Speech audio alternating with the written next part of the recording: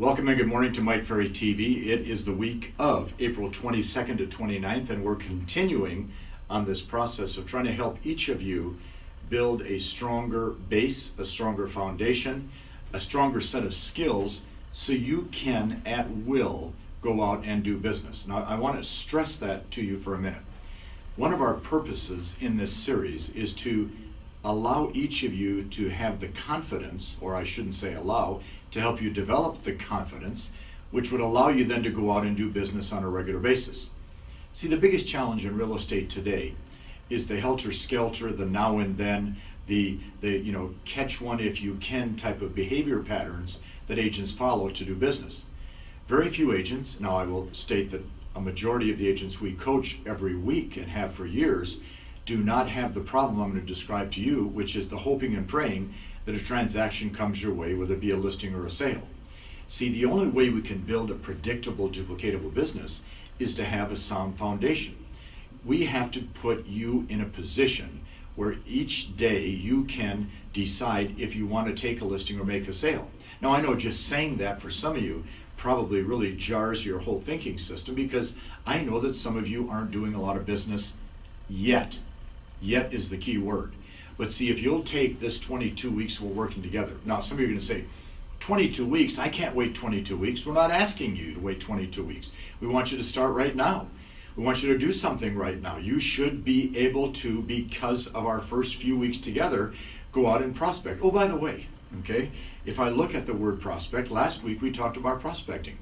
We gave you 6 or 8 methods of prospecting. I wrote down a question. Have you considered prospecting yet? Have you considered it? Are you doing any? Are you fighting through the natural process of dealing with the rejection that you get? Are you doing anything about the fact that you can't have a business of any consequence unless you find a way to communicate and talk to people? So let's review last week. I wrote down, first of all, are you keeping track of your time? We asked you to set a schedule for yourself for the week. Are you keeping track of your time? Are you trying to attempt to follow a schedule? Have you really looked at some of your strengths and weaknesses in terms of time management? Obviously, you need to start thinking about scheduling time to practice scripts and dialogues, which are a very important part of the process. And we're going to talk about how to learn scripts and dialogues in a couple of weeks, so you'll get some more information on that. But what we want to do today is take one aspect of prospecting, which is past clients and centers of influence, and we want to discuss that with you because we believe that if everything else does not work in a real estate agent's life, the past clients and centers of influence should be a focal point. Now, let me say this to you. In week 1, we talked about 589 agents that were averaging almost 90 transactions per year. 30 to 40% of all the top agents' business comes from past clients and centers of influence of the people involved with Mike Ferry sales system. Now, my competitors will say all of our clients that are doing more than 50 deals a year, 90% of the business comes from past client centers of influence. First of all, I don't believe it. Okay? They're not doing 50 deals because in most cases, you're not going to generate that much business as a new agent, as a low to average producer. You're not going to generate that much business from this area. What we want to look at today is building your past client center of influence business, making it viable, but not letting that get away from you, making sure that there is no point where your past client centers of influence would be going to another real estate agent, referring to another real estate agent, and not talking to you first. So past client centers of influence are one method of the prospecting system that you have to develop for yourself. So I want to share some points with you. I put down number 1. You've got to get clear that the past client centers of influence are your personal gold mine and or your biggest asset. You've got to get clear that your past client centers of influence are your personal gold mine or your biggest business asset. In every sales organization, past clients and centers of influence are the organization's biggest asset. You have to develop that attitude within yourself.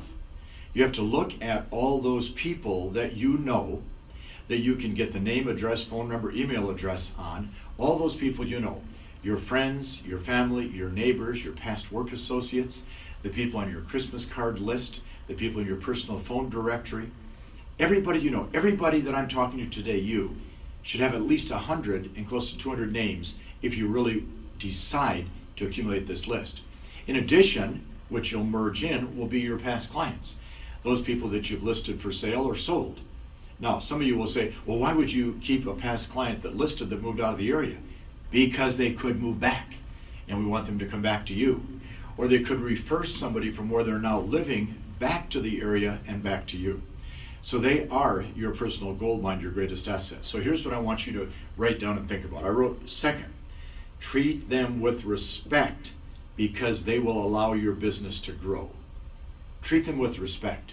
So define for yourself, what is a respectful attitude towards a past client centers of influence?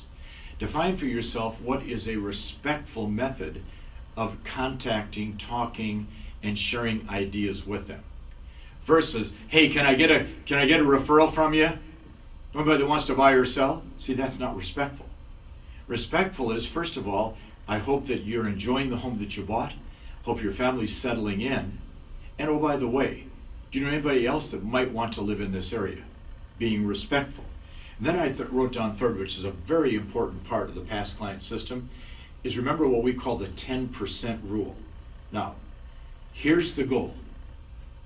Take the total number in your database. Let's say you have 200 names, past client centers of influence.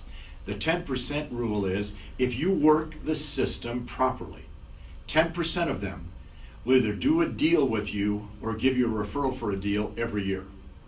10% of them will give you a deal. So if you have 200 names, you should be getting 20 transactions, whether it be listings taken, listings sold, buyer-controlled sales, referrals from your database. So what I want you to do is I want you to determine now what percentage you're getting from your database. Now some of you are going to say, holy smokes, I'm not getting anything from my database. In fact, I hardly get anything at all. Why? And the answer is always the same. Because you're not respectfully contacting them, working them, treating them as the gold mine that they are. So then I wrote down number 4, which ties right into number 3. I wrote down, don't hesitate to call the ones you haven't talked to in a while because they haven't been waiting for your call.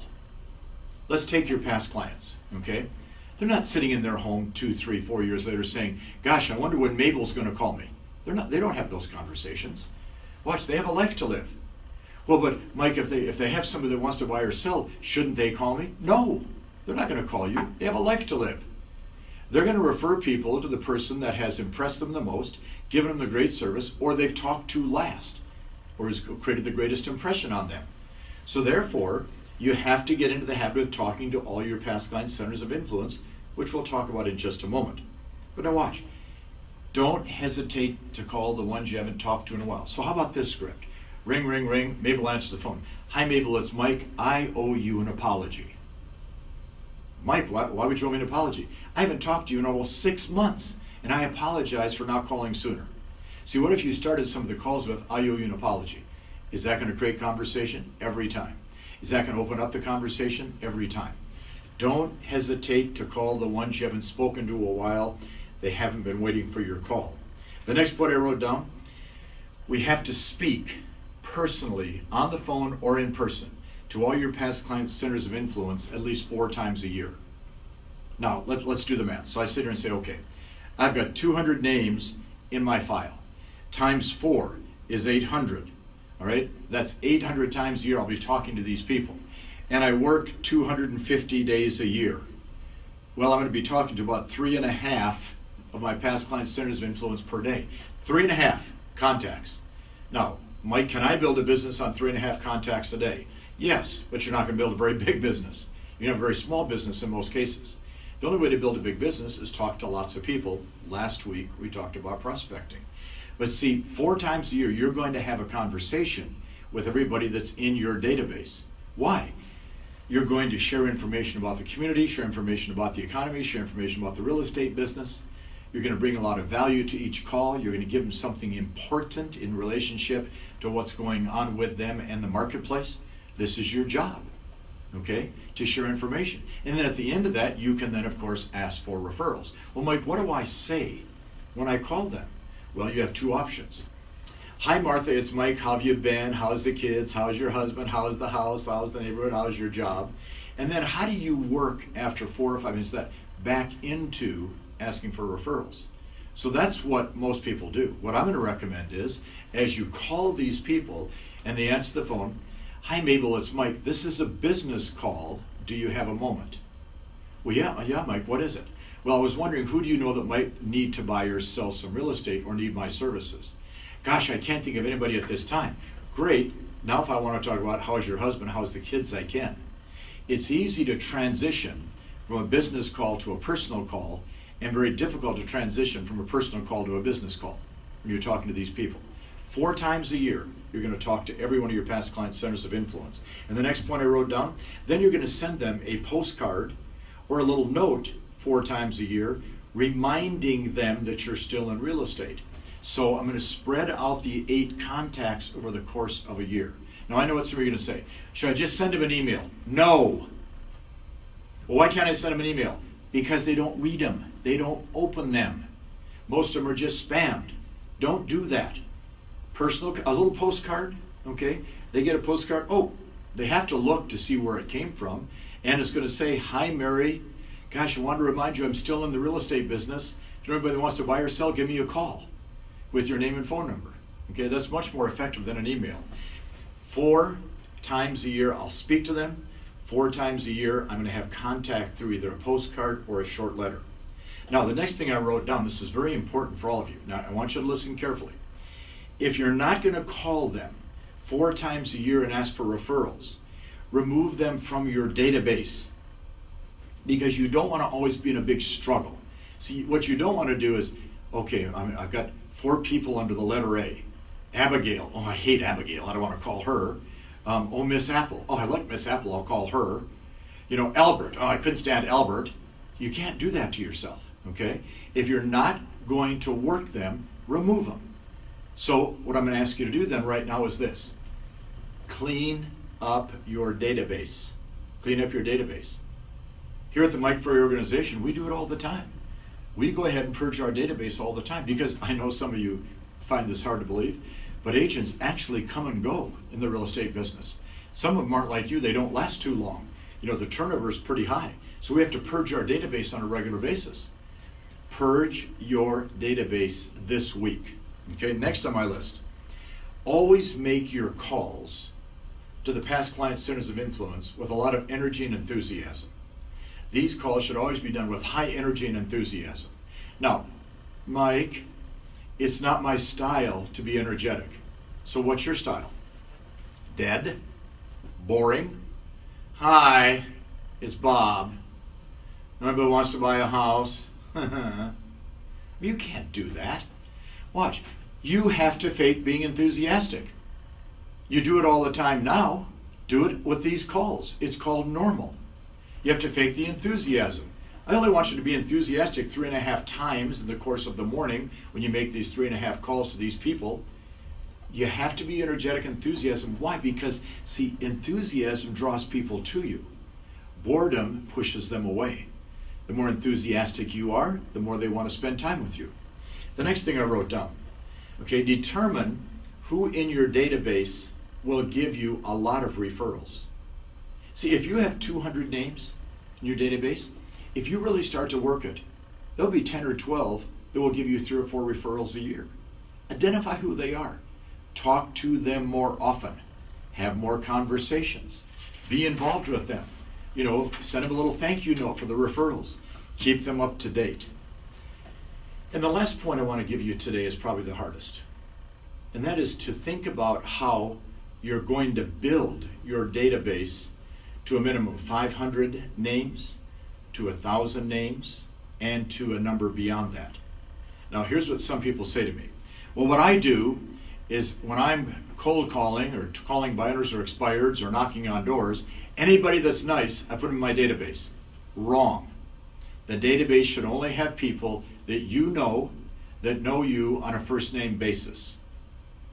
But you see, if you go to our Action Workshop, our Sales Talk program, we give you a long list. You can go onto our website today, and we give you a list of probably 350, 400 words And those words will trigger in your mind people that should be in your database. Okay, your accountant, your bookkeeper, the guy that sells you the gas, the person that runs the cleaners, the person that sells you your groceries, your person that cuts your hair, the person that takes care of your puppy or your kitty. You know, these are all the people that should be in your database, people that you know.